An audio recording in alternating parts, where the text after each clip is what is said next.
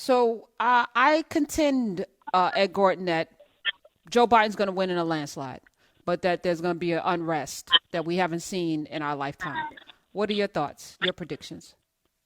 I stopped that after 2016. I really thought that Trump had a chance, but did not think he'd pull it off. I don't know how much of the silent Trump vote is still out there.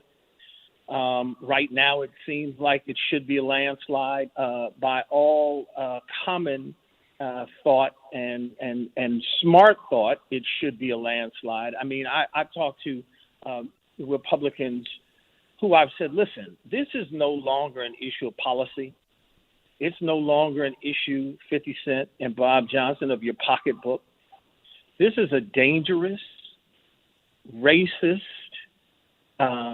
megalomaniac in the White House. That's all this is. It's not about policy any longer. Not that it ever was with him. But if you can't see that now, I don't have a conversation. I don't debate that any longer if you really can't see that now. And so while I think, I'll say the same thing I said in 16, while I think Biden will win, I still think Trump has a shot at this. And for the longest, until the last, I'd say 2 weeks, I felt Democrats really were doing too much with the question of the Supreme Court. You'd already lost that battle. I really wanted them to focus on turnout, and strategic turnout. Yeah, cool. We're going to win California, but get out there and vote. Don't sit at home. But California, we know it's the swing states. If we're not strategic with those 4 or 5 states, we're back in the same place. That 270 trumps all the millions of other votes. So I'm hoping that, as we used to say, strategery wins the day. And, Democrats will understand that.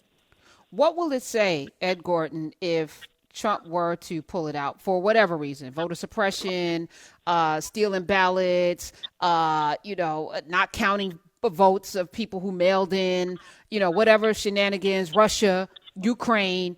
What would it say about this country if we are forced to endure 4 more years of Trump? And what do you think will happen? It brings to light what black folk have been saying for a long time. It illustrates it in the same way George Floyd's murder did, to a point where you can't turn away and say, oh, it's not that bad. It shows that this country has been living a lie in terms of the equality for all people, in terms of the best and brightest being in position, and that it's not about marketing, that it's not about X and Y. It's about, ability, and that racism. You know how I hate when people say, oh, well, America's not like that. Or yes, it is. Yes, it is. You are exactly as you act, right? And so America has acted out racism for too long and cloaked it in this sense of, a God in the country and everybody's equal. Well, black folk know that's not true. If this occurs again, you can't tell me that this man was qualified to be arguably the most powerful man in the world, and that we as a people put him in. So I think that it will also mean a harsh, not just 4 years, because we're already battling the sense of generational change in the courts, which we haven't seen the landslide of change this country will go through from who he's already appointed. And I'm not just talking about, as you know, the Supreme Court. I'm talking about the close to or slightly over 300 federal judge seats that he's had the ability to appoint during his first administration. God help us if he gets 4 more years to appoint, even more judicial seats, and certainly the Supreme Court. I mean, think about it. We're talking 6-3. That's if it stays the same. Imagine if it goes 7-2, 8-1. No. Yeah. But it's possible. And what do we have to do to get more information to more people? I feel like that there's a huge disconnect on how a lot of information filters to our community that's different from how we've seen it in a long time.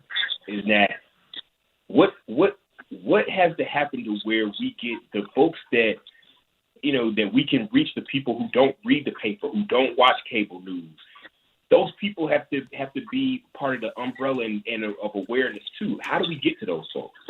So here's where I'm going to get in trouble with some people. But as Karen said, I don't give a damn. So I'm going to say it anyway. It's out there. You've got to want it, right? It's not for lack of information, right? It's all out there. Now, sometimes it's not going to come knock on your door. You've got to search for it. We are still too much of, a non-political, non-power mode.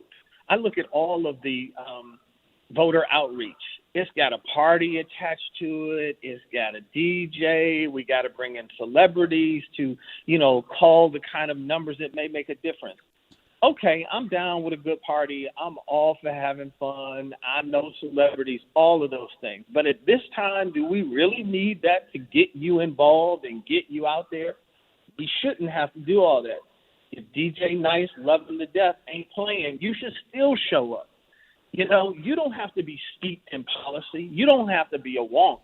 All you need to know is who sits in that oval for you to say, I'm getting up. I am still shocked, mortified at times, when I hear black people tell me, I ain't voting, it don't make a difference who sits in that office. After these 4 years, are you really telling me it makes no difference? A country, almost torn asunder because this man started out with a wink and a nod and then went, as Biden said, a dog whistle as loud as a foghorn to tell white folk it's okay to do whatever you need to do for people of color. We've got to believe in the process and then demand of the system. I still say our biggest problem is we don't demand anything of this system or our politicians, white or black, right? We think our last day is election day. That should be day one, particularly if your candidate gets in. You can say, okay, Miss Candidate, Mr. Candidate, you're in now. Here's what I demand for my vote. We've been saying that for the last 4 years. And, to Drew's point, it feels like, we're talking into the ether. I do think it has an impact, and you're working right now, Impact the Vote, Voice of the People on the Impact Network. You're doing a four-part series. Ben Crump, you got Derek Johnson, of course, Aisha Mills, Sophia Nelson, our own Joe Madison will be joining you, as well as Mark Lamont Hill. Mark Lamont Hill. We tried to get Karen Hunter on, but we ain't gonna get into that because the last time I was on your show, you said, "How come you don't call me for nothing?" Then that's when true. we called you twice. You did. You did. You did. Okay. All right. You did. All right. Yeah. No. I love you though. I love you too. Everything's transparent. I'm not going to duck or dive. Yeah, no, my bandwidth is so limited, and but I respect everything that you're doing. You have Mark Lamont Hill, who recently said that he, for the first time, will be voting Democrat in 24 years, which is shocking to a lot of people. We've had over the last couple of weeks, 50 Cent said that he can't vote for Biden because of the tax thing. We've had, of course, Kanye's on the ballot. In some states he's on the ballot, and Ice Cube, no plan, no vote. I'm going to meet with the opposition with Kushner and them, which is their right. But I just find the timing very curious for all of them. Puffy, everybody. What are your thoughts, Ed Gordon? Well, listen, I think it's twofold. In one way, I agree with you. That's your prerogative, right? You can vote for whomever you choose. You can not vote if you choose. You can, and so, you make decisions based on what people do.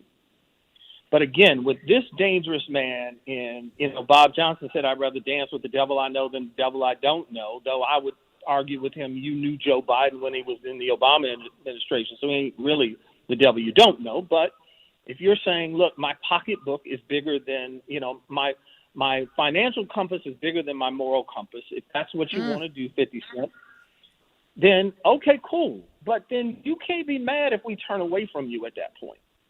Because in my book, just Ed Gordon personally now, and maybe it's because I don't have as much money as them, my financial compass cannot overtake my moral compass at the end of the day. So I'm uncomfortable. It's just like people who vote for Trump. I don't discuss with you. I feel like if you can't see beyond this now, I'm wasting breath I could use on my deathbed trying to talk to you. And it's the same thing there. I think there's a line in the sand for people of color who should be able to say, I've been a Republican all my life, but I am not going to vote for this man. I think Anybody who's been a lifelong Republican should be able to look in the mirror and say, I cannot do this for this man, maybe the next Republican. If you're dealing with people like that, I don't know how to continue. I really have to ask myself, is this someone I need to deal with?